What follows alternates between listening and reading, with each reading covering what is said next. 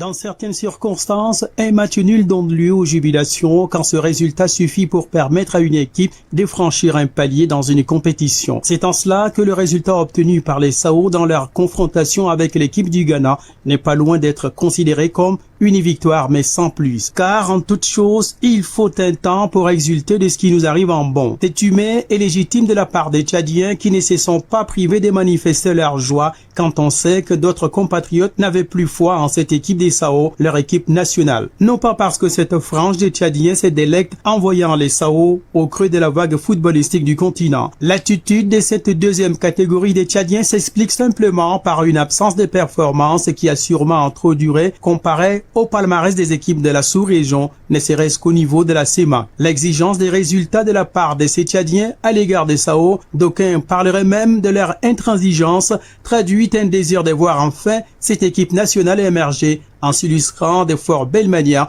pour leur procurer le sourire qui leur a tant fait défaut. C'est pourquoi il faut considérer ce résultat comme un orifice d'espoir que les dirigeants et l'encadrement technique doivent s'employer à amplifier afin d'amener les Sao à renouer avec la gloire. Cette quête ne se concrétisera que si l'on donne du contenu à ces 4 mots MOTS, engagement, travail, constance, résultat. Pour ce qui est de l'engagement, l'on ne peut pas dire qu'il a manqué dès lors qu'un nouvel entraîneur a été recruté. Dans ce chapitre d'engagement s'inscrit également et surtout le contact permanent du président de la République Mahamat Idriss Déby Itno avec les Sao via des canons dédiés. Il en est de même pour le Premier ministre Alamai Halina qui s'est déplacé pour assister à l'entraînement des Sao en les motivant par sa présence et à travers des mots aussi forts que leur portée. Sur ces chapitres, les Tchadiens ont parfaitement rempli leur part de patriotisme sportif en se déplaçant massivement au stade Marichal Idriss Déby Itno pour porter les Sao pendant les 90 minutes de la rencontre. Cet élan doit être poursuivi par un travail de fond